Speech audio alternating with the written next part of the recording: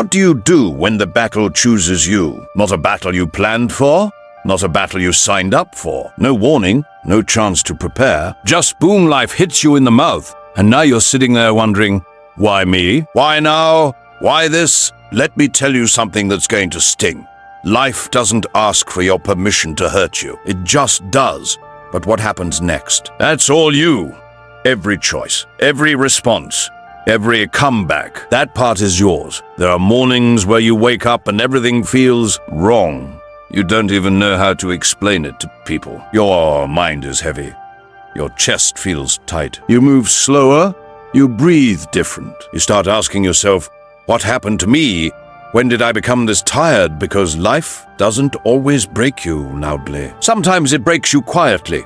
One disappointment at a time. A promise someone didn't keep. A bill you couldn't pay. A dream that took too long. A heartbreak you didn't see coming. A sickness in your family. A friend who left. A job that drained your soul.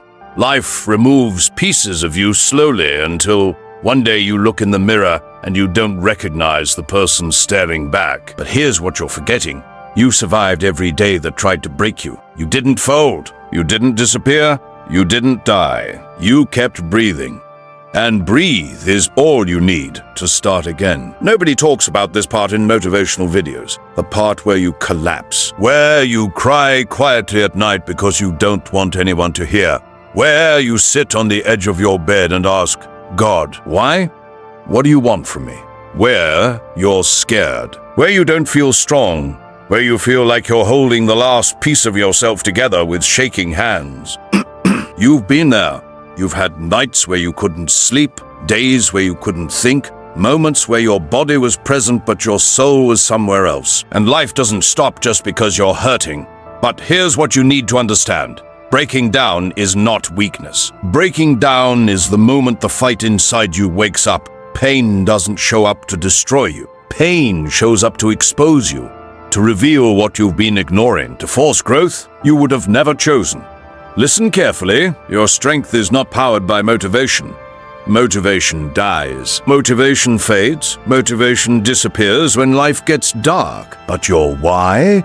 That can drag your dead body across the finish line. Your mother, your father, your children, your siblings, your future, your name, your legacy, your dignity. These things don't disappear when you're tired. Some of you keep quitting because you have no why. You have no anchor, no purpose, no fuel. That's why life keeps pushing you over. You're fighting battles with no reason to win.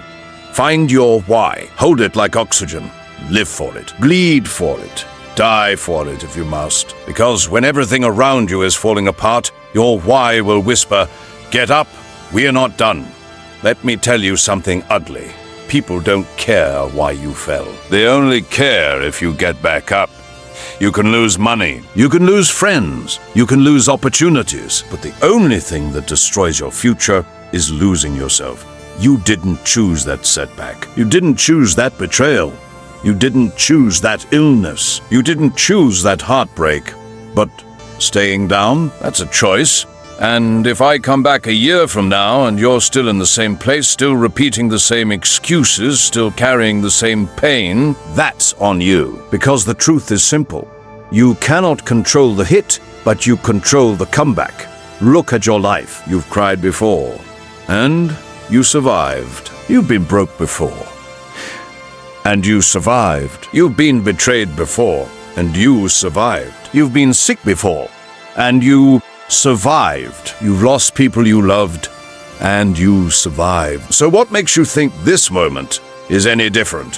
Why do you think this is the thing that will break you? You've walked through hell before, and hell spit you back out because even the devil knew you were too strong to destroy. This is the part where most people quit, the part where most people give up, the part where most people fold. Not because the challenge is too big, but because they stopped fighting. But that's not you. Not anymore. In general need. You will fight your way through sickness. You will fight your way through depression. You will fight your way through financial hell. You will fight your way through heartbreak. You will fight your way through failure. And on the other side of all this pain is a version of you that doesn't break anymore. There are moments in life moments you don't talk about, moments you don't post about, because they don't look good on camera. Moments where you sit alone, staring at the wall, replaying every mistake you made. Moments where the silence in your room feels louder than a screaming crowd. Moments where you look at your life and whisper, how did everything collapse this fast? People think strength is loud, but real strength is silent. It's the nights you cry quietly so nobody hears you. It's the mornings you force yourself out of bed even though your body feels like a battlefield. It's the days you pretend you're fine because you're tired of explaining your pain. And if you're in that season right now, hear me. You are not weak. You are wounded. And wounds heal. But there's a part of this battle people don't warn you about. Sometimes the hardest fight of your life starts right after you lose something you thought you couldn't live without. A relationship, a job, a dream, a friend, your confidence, your identity. You think life is unfair, and you're not wrong. But life was never meant to be fair. Life was meant to be fought.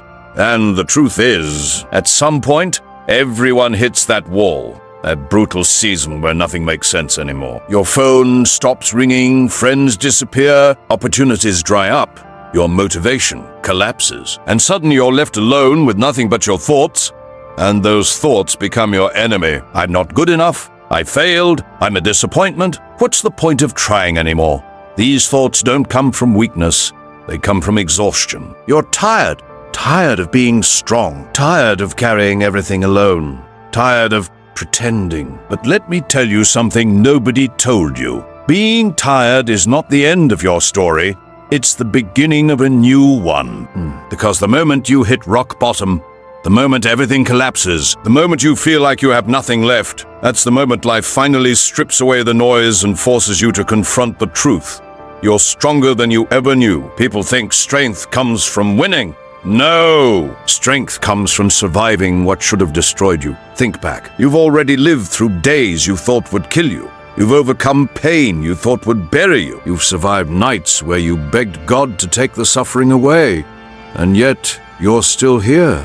Maybe broken, maybe tired, maybe confused, but still standing. That alone proves you're not done. Because broken people don't stay broken. They rebuild. Piece by piece, day by day, year after year, until one day they look in the mirror and see a version of themselves they never imagined, a version forged in fire, a version sharpened by struggle, a version built by nights of wondering if life was even worth living. But here's what's crazy. When you look back, you're not going to remember the pain the way you feel it now. You're going to remember that you survived. You're going to remember that you kept going when everything in you said stop. You're going to remember that the moment life broke you was the same moment you started becoming unstoppable. Pain creates power. Loss creates wisdom. Struggle creates strength. And suffering creates a version of you that fear can't break. But I want you to hear this next part clearly, because this is where real life hits the hardest. You don't get stronger just by surviving. You get stronger by choosing to rise after you survive. And rising is a choice, a brutal one, a lonely one, a painful one, but a necessary one. Life will not lift you. Life will not carry you. Life will not feel sorry for you. You lift yourself, you carry yourself, you rebuild yourself. And that choice, that decision to get up, that's what separates the broken from the unbreakable.